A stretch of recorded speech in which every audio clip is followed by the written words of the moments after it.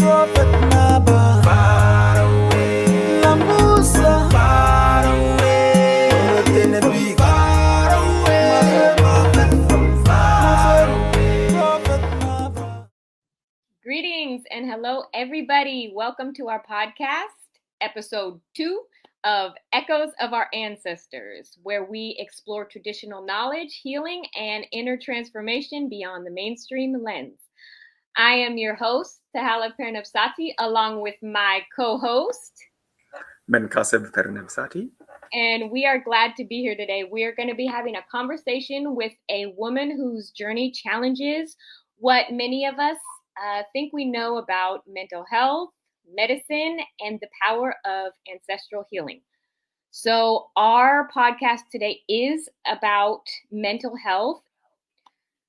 So, I just wanted to start by giving a quick overview of what mental health is looking like here in the United States. So 1 in 6 adults is on a prescription medication for a mental health reason, whether that's antidepressant, anti-anxiety, or other psychotropic medicine. So it's clear that the mental health struggle impacts many lives.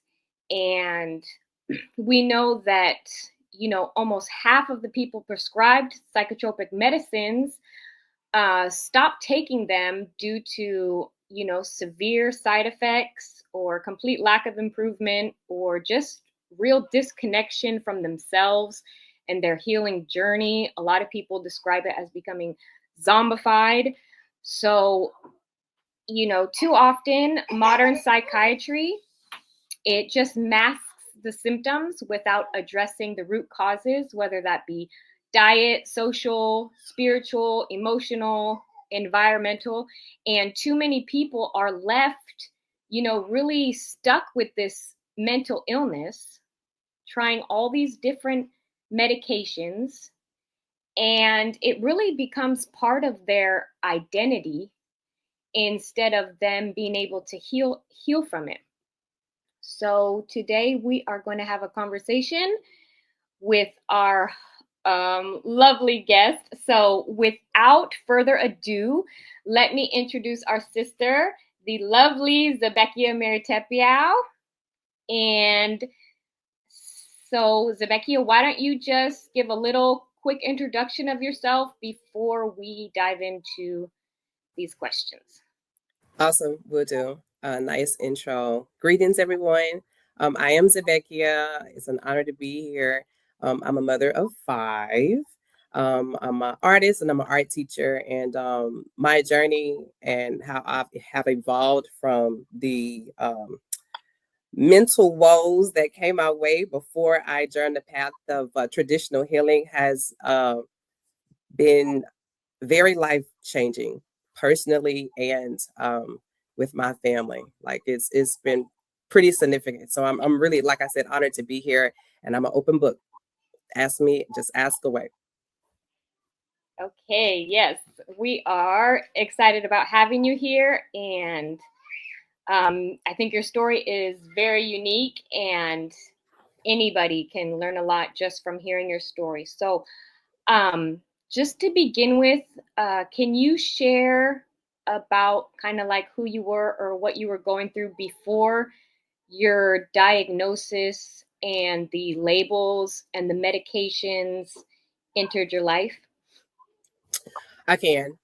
So before there was a true definitive something's not quite right, was like detected, I started to see a pattern. So I've been hospitalized now 4 times. And in hindsight, what I would notice is I would start talking extremely fast. Now, I'm a bubbly person anyway. I'm happy anyway since little kid. Okay, I'm the animated. If I hit the room, everybody's partying. I'm outgoing every single time. So I was diagnosed as manic bipolar. Manic. So that's the up. That's the super duper high. So it was always, for a long time, difficult to see. Well, she's always happy. She's always, bubbly. But I was losing sleep and I was having racing thoughts quite a bit. I wasn't really focused on eating. And then I had this hypersensitivity of just knowing about a lot of different things. And it wasn't that I was doing research, YouTubing, or becoming a bookworm. It's just I could be having a conversation with somebody and I could tell them so many things about something. And it's like later on, and I kind of came to myself like, how did I even know that? Like, where did that even come from? But yeah, in the beginning, those were some signs. And then I had triggers. I learned too, in hindsight, there were triggers. The first episode I had a former boss that put his hands on me and I just snapped. Literally, it was like I don't know if you all have seen the movie Transformers, and there's that scene where it's like like literally. Yeah, I remember that. Yes, that literally happened to me for real. And I was talking about numbers. I was living in Memphis, Tennessee, working at a logistics company, and I had a boss that was doing a lot of foul things to the employees, but he put his hands on me, and I just would not stop talking, and that eventually landed me, in the hospital. So from there, you were diagnosed. Once you went to the hospital, you were diagnosed and then put on medication? Yes.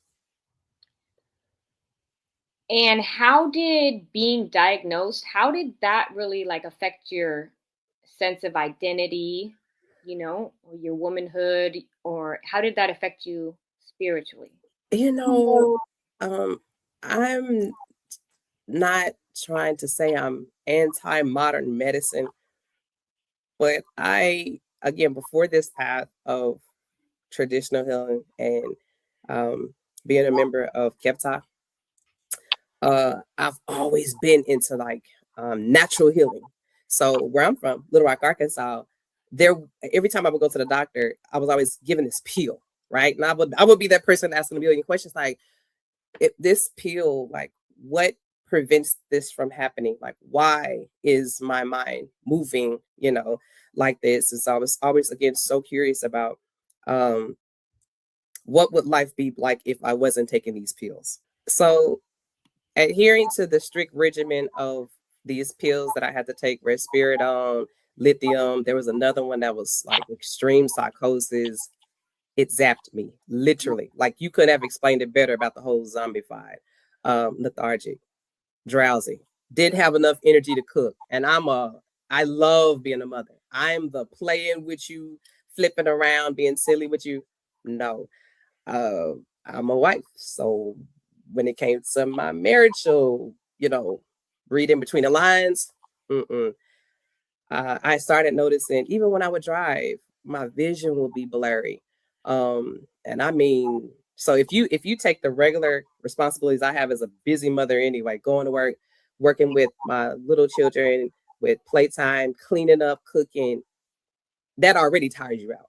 So if you add meds to that, I was like, no good, literally. And then I was like, blank face, like, no, my expression was literally like the emoji meh, like the little line one, like, yeah, Yeah, it kind of sounds like it just kind of took away your essence, because I know you and you are so animated, you're so bubbly, lively. So to try to imagine you like this, it's just sounds like it kind of took away your essence, it was awful, all your energy.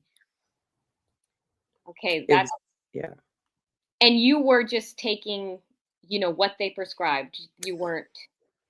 Yes, and then no, because it's like I'm letting them know, okay, that's too potent, that's too strong. I'm tired all the time. Change that, change the milligrams, right? And then I start biting the pills, like whatever. I became a lab rat. They couldn't tell me, like, they would give me one med, and then it would have another adverse effect on me in this way, right?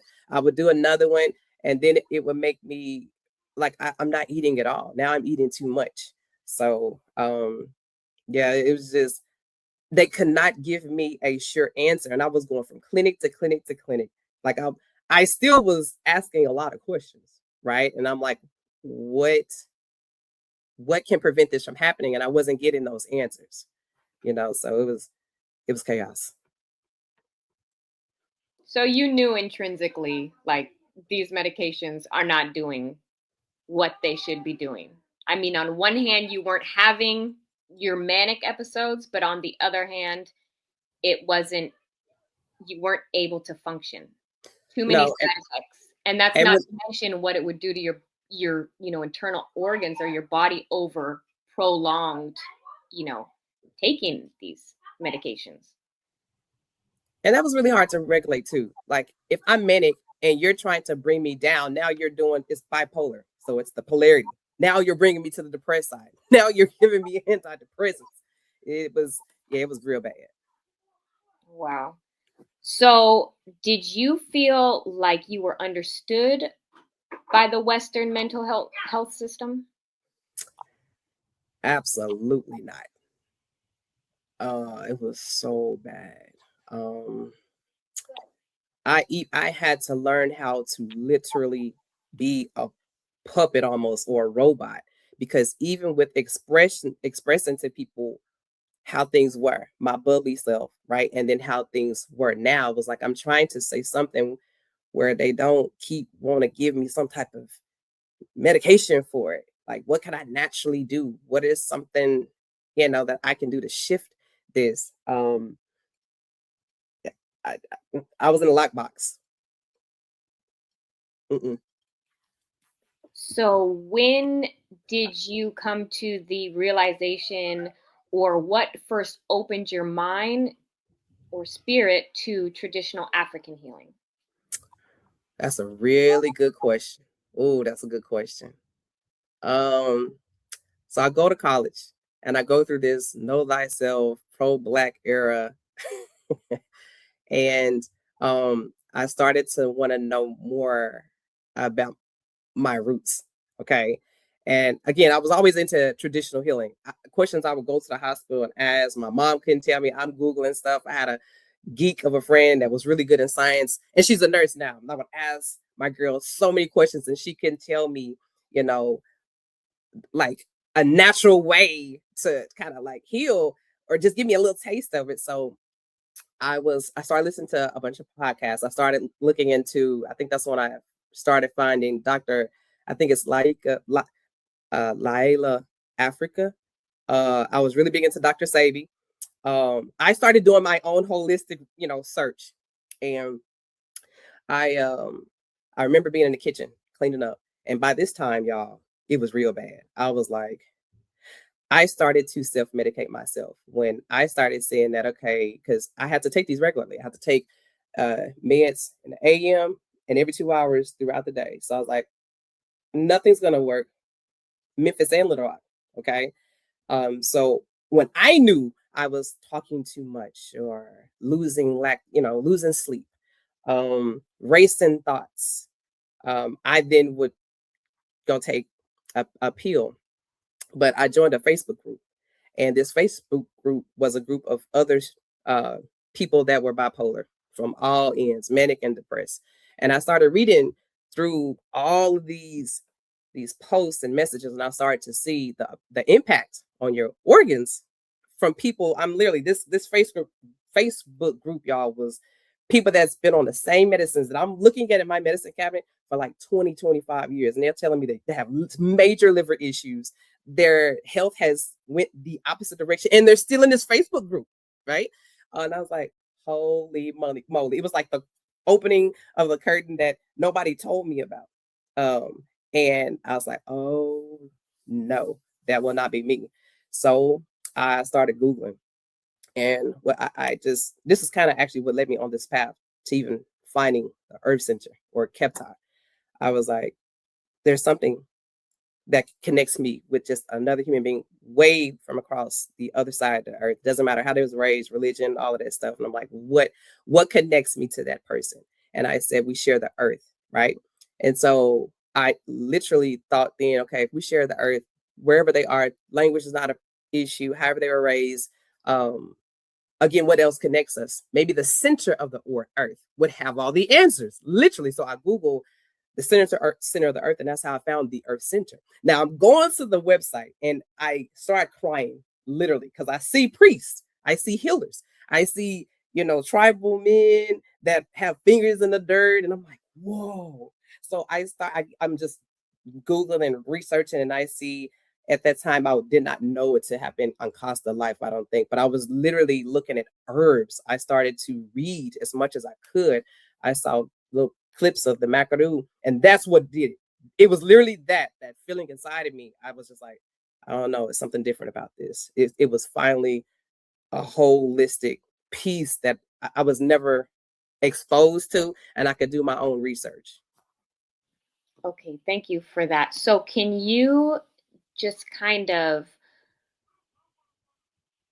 go into what specific African traditions, practices, lineages did you turn to? Just briefly, just so the listeners have an idea of that. Okay, so that last time I was hospitalized, by this time I just had Legend was my youngest son. He's one, well, he was one at the time. Okay.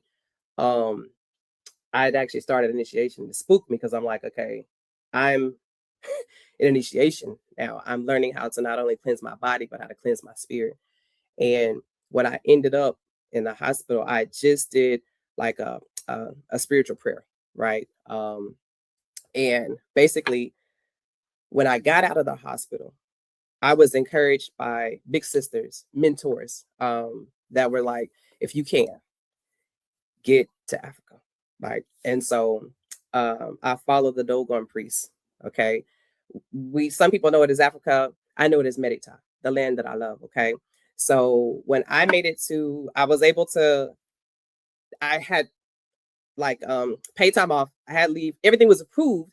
I needed time off, so it just so happened the amount of money that I was approved for and the amount of money I had in the bank literally matched, literally, y'all, by just pennies different, um, the amount of the ticket to get me there. And I just took that as a sign that, okay, I'm going to take heed to this and get to Merita, to Africa. I was told before I went, because I had a reading. Okay. Now this is when I'm doing my research and I'm thinking, let me get a reading because I'm dealing with my family that knows nothing really about the Earth Center. What is this freaking cult that you're into? What is this? We don't know nothing about that. I'm this Jesus Bible toting Christian girl that was devout, okay, holy, sanctified, all that good stuff. I'm like leading Bible study. So this was like a shock to my family. Like, Amber's not this whole, that's my formal name before my initiatic name on the path that I'm on, right? Amber's different and she's into this cult now. But my dad threatened me and he said, if you get sick again, I'm gonna take your kids away. And I knew he wasn't playing. Now, I had no other choice. And I talked to my psychiatrist. I did. When I got out, I told him, I said, look, you're gonna think I'm crazy. And I know I just got out, but I believe that the healing that I need is somewhere not here. And so I did everything by the book, right? I told him some things that I was experiencing. I even showed him the herbs, took him to Ancestral, and I said, I've already been taking these herbs, right? But this type of challenge that I'm having mentally, I need to be on the land, at a temple in Africa. So I get there and it was several things that I went through, right? So I had the traditional reading, and then there's a ceremony where you go before the world of the immaterial and they can tell you some things, right? So in those things that were shared with me, I'll just try to keep it short and sweet and concise. There were some instabilities that happened to me, predispositions from very only early on when I was born, before I was even born. So I was adopted.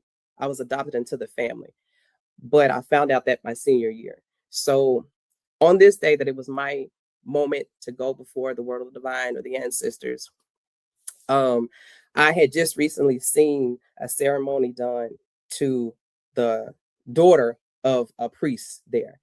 And so I'm told that I thought it was a dark heart, but what was said to me was a dark star, right? And as it was explained, is there's certain things that need to be done when you're a little baby, but when a child is not with their parents, like my blood father, nope, I was not raised by him. I was literally adopted. Like, so my mother that raised me, we're not any kin at all. I never even knew about my mother. Well, that kind of subjected me to some instabilities in my life that I had no, control over. So that was against me from the jump. And it had reached a peak. It was always, I was told, like, this is always going to be a problem. That even though your mother didn't take care of this, it's going to continue to manifest not only in your life, but your children's life, your children's life. So from there, I was given a way to bathe. I was given some meds. I spent a lot of time in nature. And there was one particular thing that was done to where when this cleansing was done, I was able to reconcile so many things. From what I can safely share here, by a priest was, first of all, when I want to back it up just a little bit. I was asked, why are you here? And I said, because I have bipolar. And I was told immediately, did we say you have bipolar? Did we tell you that? And I got scared because it was a sharp response. I was like, I didn't know how to respond. And so the head priest, Naba, I call him, said, they didn't call you that. It was almost in the modern way of life. I was always told, "Ooh, that's bad. You're not gonna be able to keep a job." My mom never wanted me to even tell the truth. She was like, "Never tell anybody what meds you took." It was almost like, "Ooh, you're kind of sick. You can't function on your own." But it was almost like I don't want to say special, but it comes with some gifts. I'll just say that, right? And even my teacher told me, what set it off that last time I got hospitalized. Again, I just come out of a prayer space. So I just spoke to the ancestors, and then what I did, I was just hypersensitive to some things spiritually. Okay. So anyway, fast forward now, the priest basically says, whatever you thought things were, this is a fresh slate. Now, and I'm paraphrasing, there won't be any more instabilities from this point forward. And then it was so beautiful because how it was expressed to me, I knew in my spirit, I don't think I'm gonna have to take another pill ever again. I could just feel it. I felt lighter, literally like I was floating from this sacred space, in nature. And literally, y'all, my life has been different literally since that day. Literally. So the shift was almost immediate. It was. And so do you think it's safe to say that what was looked at as a mental illness by modern psychiatry and stigmatized by many, actually was a predisposition that had not been nurtured? So you might have had, you were born with a predisposition for certain gifts, right? And they were not nurtured the way they would be if you were raised up in tradition. Like they would have seen these gifts in you and nurtured them. But since they weren't, you grow and it just creates instability. Yep. Because listen, every time I noticed this too. And it may sound odd, but this is factual. Every time I had an onset or an episode, remember I told you I talk fast and I know a lot of stuff. Mm-hmm. And it's not a lie. So I could see things literally before they were happening to a T. So it's crazy because every time I came back, I was like, oh, I faced the people again. Stuff I would do on my job that was kind of crazy. My husband like, oh, babe, I know that was a little on the weird side. I got to explain myself. Like, what is this crazy stuff he was doing? Flipping things over. I mean, everything is perfect and beautiful. Like literally, y'all, when I say weird stuff, but I'm going to tell you, many conversations I was having, dead on, I told a custodian, I had a conversation with him. I said, oh, by the way, your mom, I could feel his mom because his mother had passed. And I said, she knows how you're doing. She's proud of you. By the way, you're going to get a job. You're going to get a job. You're going to get a promotion. I'd say this. Now I'm back at school. I've come back from, Africa, and I'm back in school and I'm embarrassed. Okay. So I see this custodian, I'm trying to make these apologies. And I say, the last time you saw me, I was kind of rare form, talking kind of fast. Probably saying some weird things, and I apologize. He said, I'm glad to see you. No apology needed. I just want to let you know I put my 2 weeks notice in the other day. I was like, what? Why? You leaving? He said, you know that. I got the job. I got promoted. I'm about to be a lead custodian person, at this other job. And I cried on the spot. I cried on the spot. So every single time, again, that I had these moments, if I would be wanting to talk, I would tell Dad, like, Dad, something about to happen to him. I'm telling you right now. And then it would happen. So when I went to, Africa and that was done, it's like, this is how you harness that. You know what I'm saying? Mm-hmm. This is how you kind of deal with that and confront that, and then kind of go before the world of the immaterial in a more stable way. And so it's been really awesome because I still have those experiences now. Mm-hmm. I still have those moments, but now you know what it is. Yeah. Now you can nurture it instead of try to run from it or suppress it or apologize for it. That's beautiful.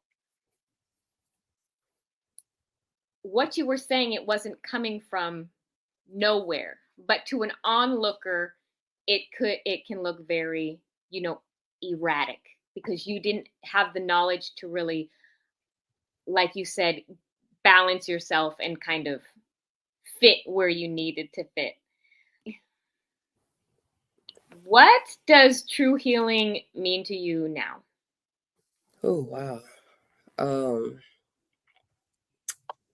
It's about,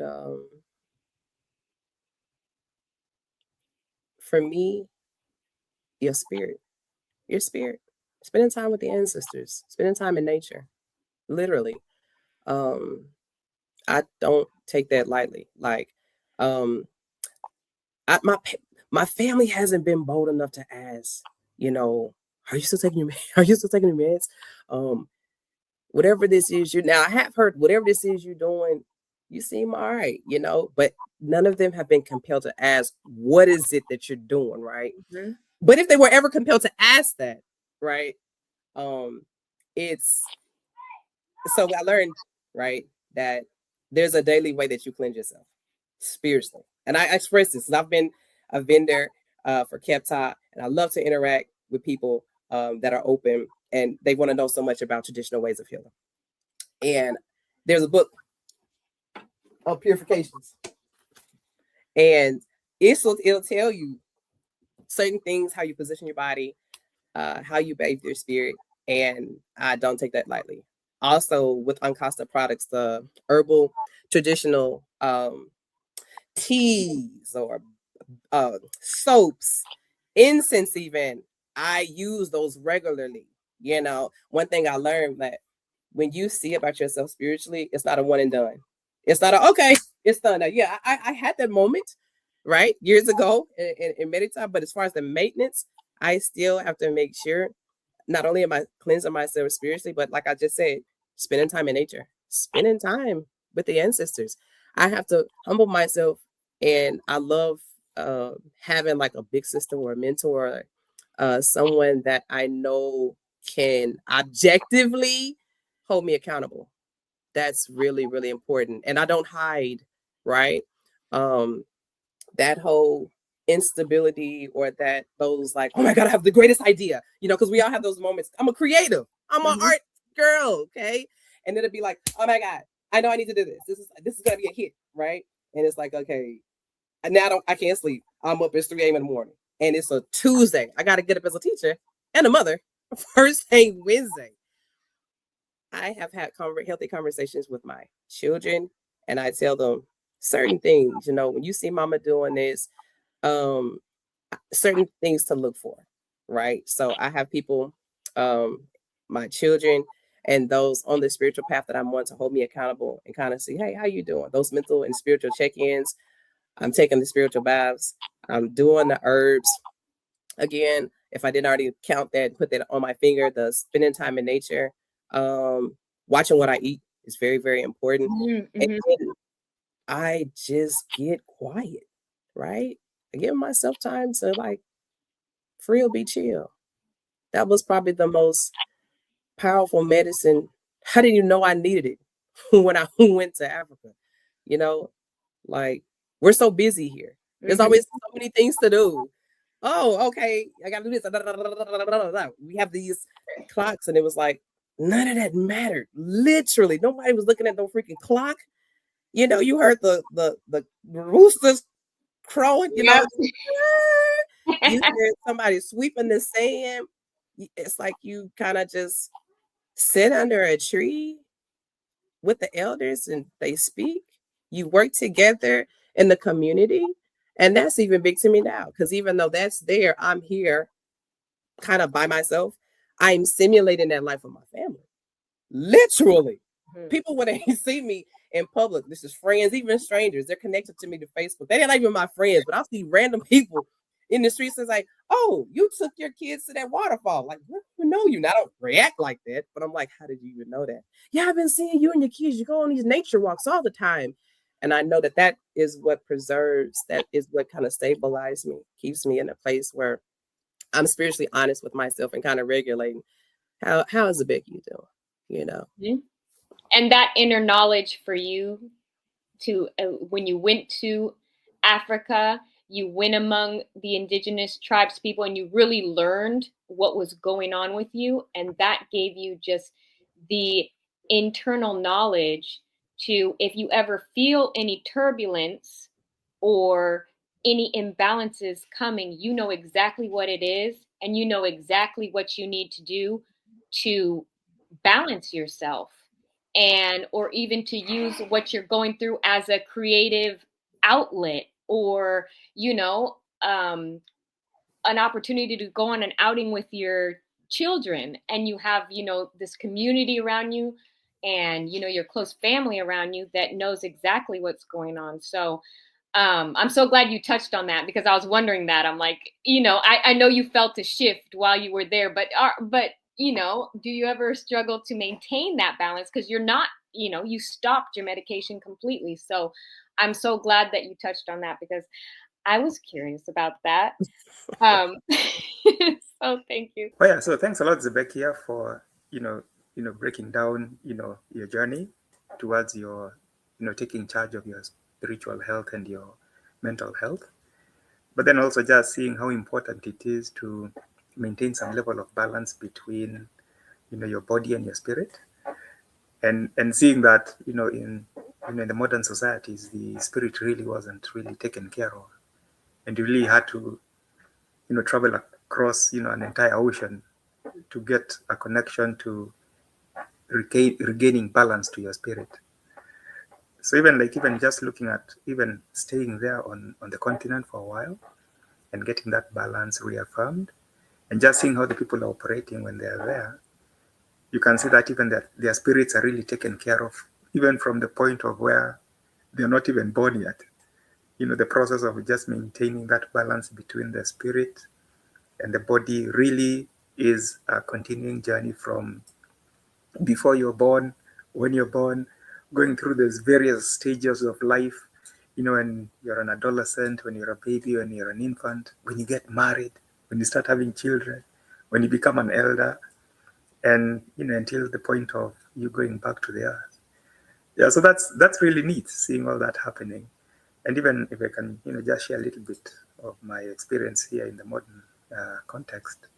Even I had a neighbor. Well, I would say neighbor because the gentleman used to live maybe 5 minutes away from where I stay right now, and he really went, really pushing through, trying to get himself better, using all kinds of means within his disposal. He even traveled to Mexico. He also visited the various natural parks. He went the psychiatrical route with the meds. And when cannabis came through and was legalized here, and so he also took that route. He really tried everything, and unfortunately he was not able to to find that balance between his spirit, and he passed on about 4 months ago. And then just seeing right now even the way things are evolving on the continent, with people being detached from their spiritual side, and being educated and being convinced that their spirituality actually comes from Middle Eastern religions, and them taking upon that identity. There was somebody who said it's like taking a Fanta bottle and pouring out the Fanta and putting Coca-Cola in it. It's no longer a Fanta. It's a imitation Coke, if I can say it that way. And so even that has really generated a lot of issues with people on the continent also, being that they are also detached not only from their spiritual side, but even whatever has come to replace the spiritual side is something that is absolutely, totally foreign to that Fanta bottle. And whatever it is that they're putting in really isn't authentically them. So that also has created a lot of mental health issues also on the continent, whereby you're finding people getting into depression, having problems sleeping, having racing thoughts. And the solution is you need to pray harder. You need to go deeper into Middle Eastern religions and try and convince yourself that you are actually Middle Eastern when you're really from Merita. Yeah, so that's the the really hard side of it. But then also even the ones who get into it, they also get a lot of resistance from people who are within their immediate circle. Just like how you are saying with their spouses, with their family members, with their brothers, their sisters, even some of them their children, their grandparents. So it becomes quite the journey for them. Not only is it that they are fighting an internal journey within, with the conflict going on within themselves, but then also they're battling all these other external forces that are against them, reclaiming who they really are. So it becomes quite the double challenge. And then on top of that, you have to put in all the socio-economic problems that come with people who have already been stripped out of their identity. Yeah, so if I can ask you a question, like, since you've really been through this journey really, really deeply, is how does one normally, somebody who is on the journey reclaiming their identity, balancing their spiritual side, using the original traditional ways, how do they go about doing that when they have, all these things to do with their family that are going against them? How do you suggest, and what kind of advice would you give somebody going through that kind of journey, and how they would overcome it? Yeah, thanks. Learn to harmonize. Literally, learn to harmonize. My kids, what are you doing, mama? What is this now? What do you mean we're eating with our hands?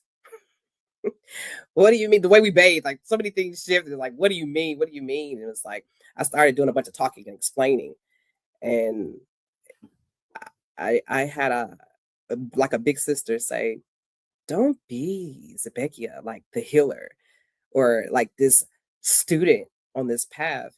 Be Zebekia the mother. That's all your baby needs. Naba, don't be Zebekia that I know you to be. Basically, I'm paraphrasing. Be the wife to your husband, right? That doesn't stop. And I've talked to many elders, and the biggest thing has been it's almost like talking with honey on your tongue with a spouse. Um, I'm really graceful, very graceful. That I think that's what my husband Ryan noticed the most. How you doing? Saying what I have to say, even if it might present a conflict. All right, baby, what we eat? What you want your favorite? Okay, I got you. Oh, you said, what I'm saying? I still adhere to what I stand on, but I entertain and make time for who they are and where they are. Period. And I don't see it as because I'm on this, it's a conflict. No, I'm learning to now coexist with all of that. And I appreciate it. It's a learning. Like I model it. I model being that wife now that gives my husband an opportunity to speak and not take it, because I also learned you kind of like alpha personality. You think you already have all the answers. Well, good as your husband if you have all the answers. That humbled me, right? So having humility when my mom, all of them, my sister, like, what is this, Amber? I have a very vocal sister that is just like, I'm talking. Are you not going to say anything? Because she's used to me kind of going back a little bit. And it's like, I listen. It's like, okay, did you express everything that you needed to express? I hear you. And I'm grateful you took the time to tell me how you feel. And I don't love you any less. You know, if they ask a question, I'm here. But if they don't ask questions, and that's anybody, friend, coworker, my children, if even if I get a side eye, if you don't ask the question, I'm just gonna live it. I'm not trying to convince or, you know, project how I am on anyone. The way I move is harmonious. I have no time to have like conflict. And that lightness, literally, I told you I was like floating. So that lightness and heart, I take it and I remember that. I take it everywhere. So I try not to be emotionally swayed. And I really truly try to move intelligently, right? I know that there's some conversations, I know how they are, but I still allow them to just be that. And then who they knew me to be, like, I just ain't got to come around because that's me. I'll be quiet, introvert, right? I'm not going to go back and forth. You just want deuces. You don't see me. And I don't do that. I still show up. I just move differently. I'm quiet. I'm observative, you know, and I have a lot of charm with it. You know, what do you mean we got to do this prayer? And then we end up going to some fun place in nature and then we have so much fun, right? I explain with the children, then I'm creative. I think out the box, right? I don't take no for an answer when it comes to my health and my well-being.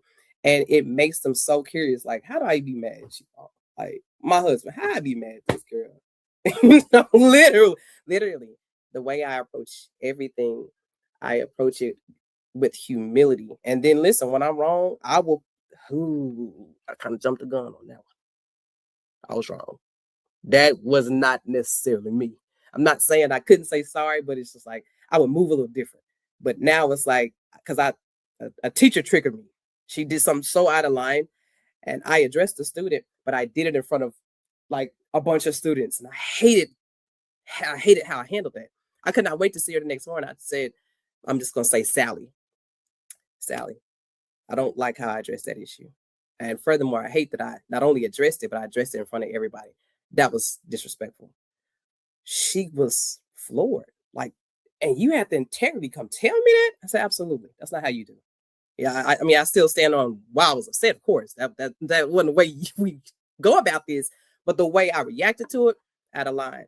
We are super close now. And there was other teachers like, hey, okay, that was kind of different. Like I own that, you know? So I think what's key is being humble, knowing how you are, moving intelligently, not emotionally, and harmonizing because they still gonna have their opinions. They're not on the path of where you are if you're trying to shift in your life. You are. So it's your responsibility to maintain that and preserve it and to move, you know, wisely and with care.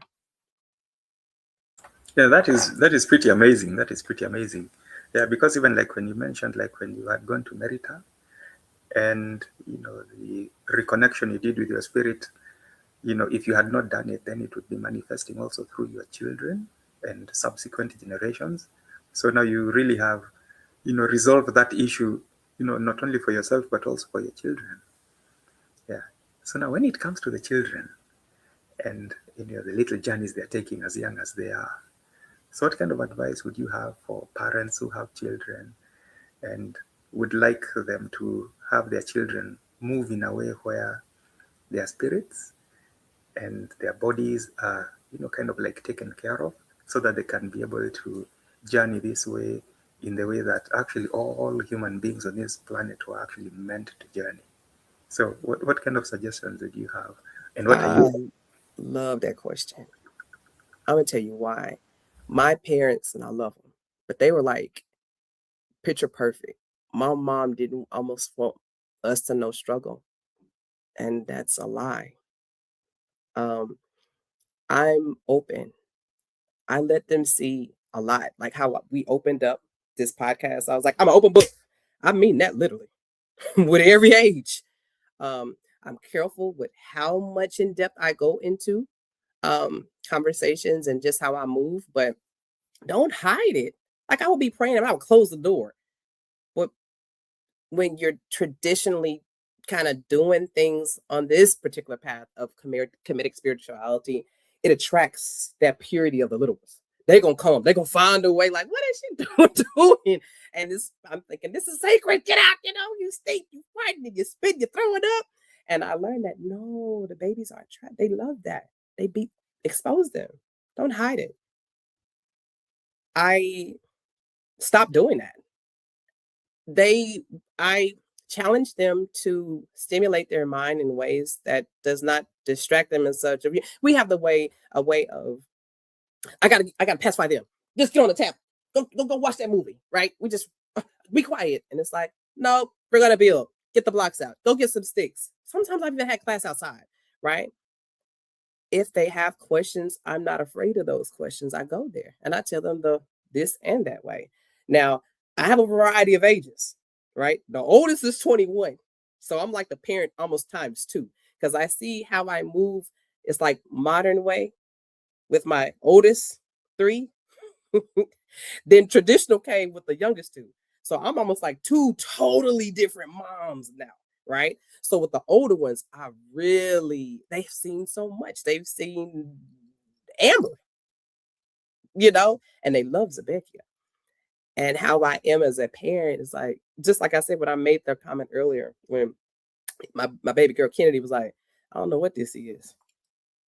You just gotta be doing something different. Because Mom, if I would have told you that before this, I know you probably would have killed me.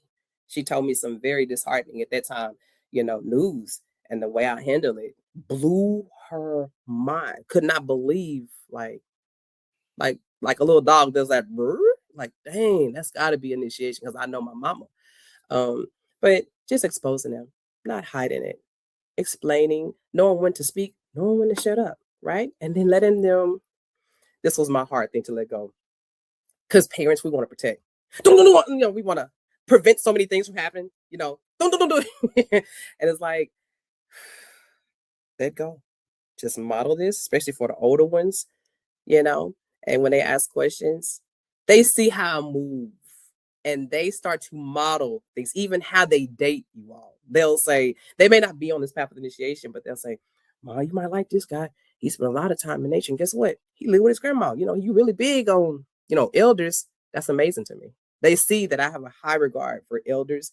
So yeah, when it comes to how you move with your health and your spiritual way of holding yourself accountable and facing challenges, don't hide it. Don't hide it and ask questions. Let them curious. You'll learn so much from the little ones.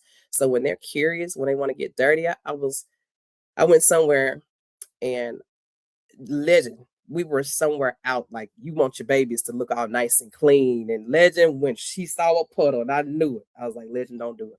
An elder saw me and gave the look to Legend like, you go get in that water. I had to let it go, right? They're going to get dirty. They're going to get messy, but they figure a lot of different things out, right? The Legend now is 5. And even his curiosity has taught me so many things. So yeah, they now can almost lead somebody's prayers, literally. And some of them, I have not even taken the time to say, this is what you do now. This is, no. I just expose it. I just live it.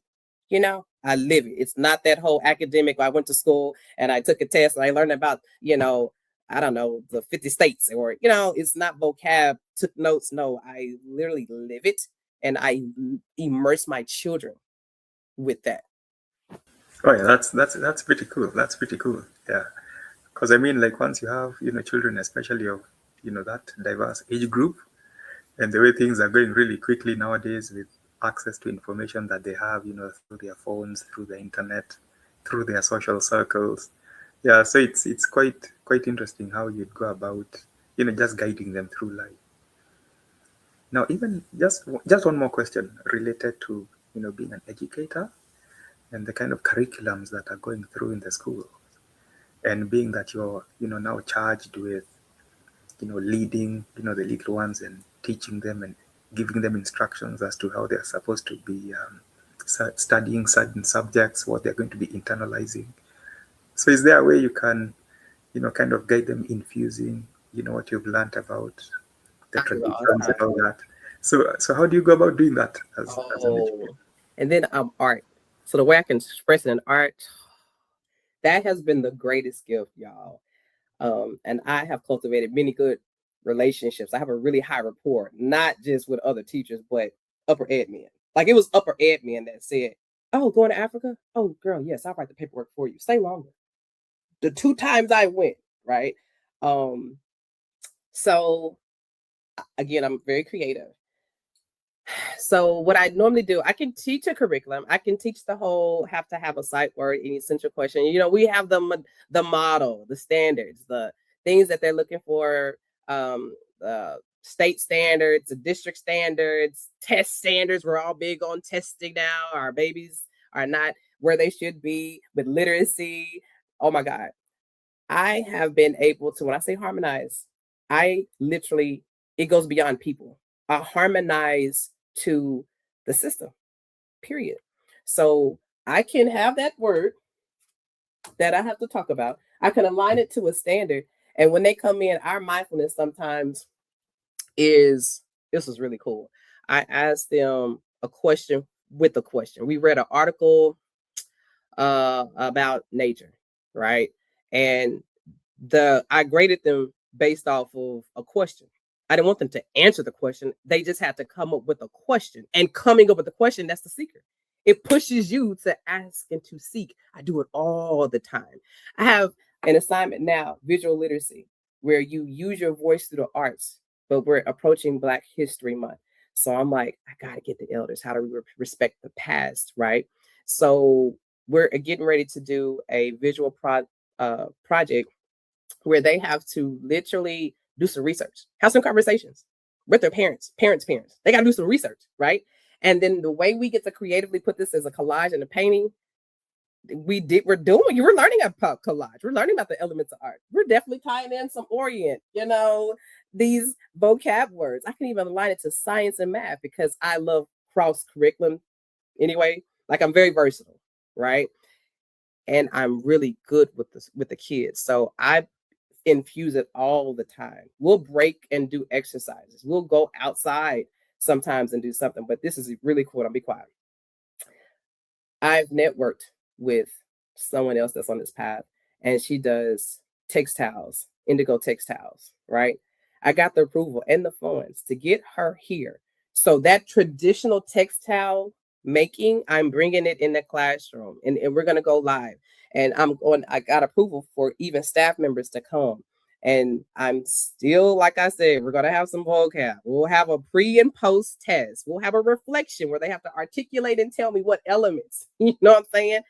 But the subliminal is always there. I'm going to say something, shut up for real. Crazy thing you asked this question.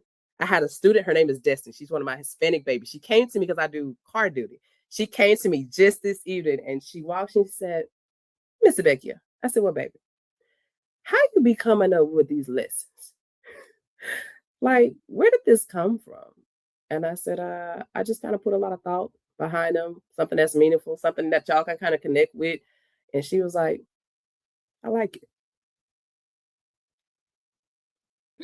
And then in closing, what would you like our listeners to really take away from hearing your story today? Be honest with yourself. I don't know where you are. We have these phrases, life is just life. We just go wherever the wind blows. If it's not one thing, it's another. But I can't stress this enough, to be your greatest advocate. You be your greatest advocate. Care enough about your health physically. And as I tell those that are open to, not be scared of the unknown, but they're curious about it, when they're open, ask questions, seek out those healers or seek out those people that you see. I don't know. Like I told you, I was thirsty. I was hungry. I didn't get so upset that when those doctors gave me that prescription, like, oh, well, this is the system, so I guess I'll just take this pill and this is where it stops. I'm not about to be in that group and be that 50-year-old person sitting there taking a med just because it was prescribed to me and I ain't seen that. No, I'm gonna ask some questions. So when I kept asking, I found exactly what I was looking for. Traditional. I've always been curious about traditional healing, and so curious that I physically went to it. I just didn't look it up. I began to be around people like that and see how those healing practices, those herbs, how that started moving in their life, and I wanted it. And I do the very same thing. So I would encourage you, ask questions, don't be afraid. Have some people have that whole I'm gonna move like this and you with it or you ain't, you know what I'm saying? This the new me, and you can just cut people off, and it's like I'm not cutting my family off, right? They may not be with it, but have the courage to not only be an advocate for yourself, but preserve where you stand and still harmonize with where you are in life. You can't quit your job like that. Yeah. You still married to that person that may not ever understand, right? So, just find that healthy balance of being honest with yourself, being proactive, asking questions, seeing models before you, and going for it, seeing the results. Don't stop. I didn't stop. I held on to this. My kids know, Mama, we know this is forever. My husband knows, like, so baby, this is what keeps me stable. And he loves it and asks me questions, right? Will even buy me white clothes. Like, Ryan, is your evolution will impact those that you care and love for without them asking. You won't need their permission. Not that you need it anyway, but when you're an advocate for yourself, people can't do nothing but respect that. So be an advocate for yourself. Ask questions. Spend time in nature. Recognize the signs, and don't be afraid of those challenges. Right. And I hope there's people listening today that might be suffering from, a similar, situation that you were talking about earlier. And I hope they can really, hear your message today. So really, as we close, I just want to express just the deepest gratitude to you, Zebekia, for coming on and just being totally open, authentic, honest, courageous, and just willing to speak about your journey.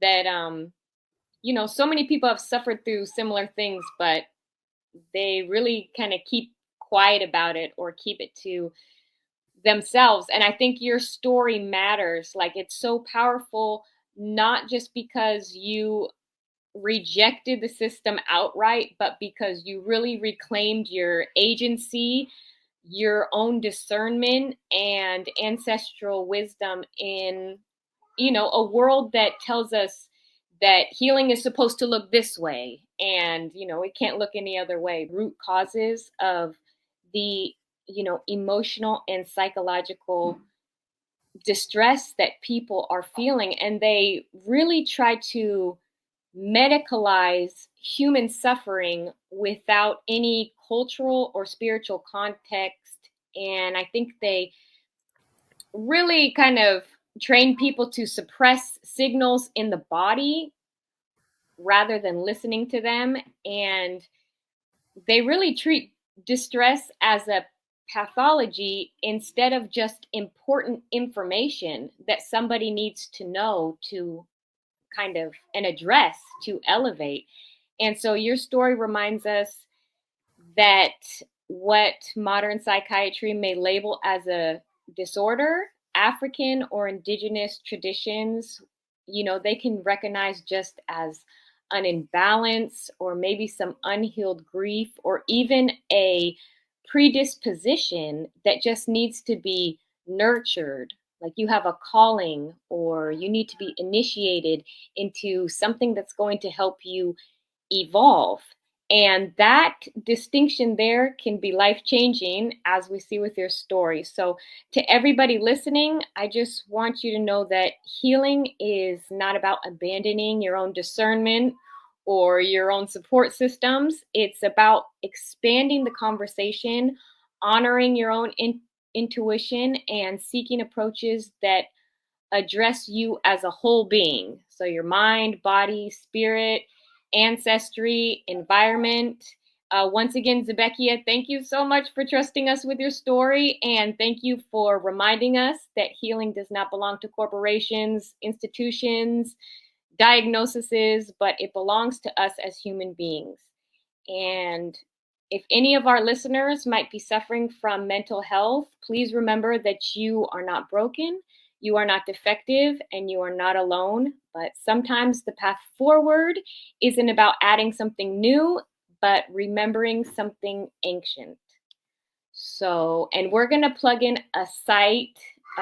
It has a lot of herbal remedies, mental health coaching. It's called Ancestral Natural Healing, or onclife.org, and we will plug it in this video. So we'll link it to this video. So until next time, walk with strength and honor your own knowing.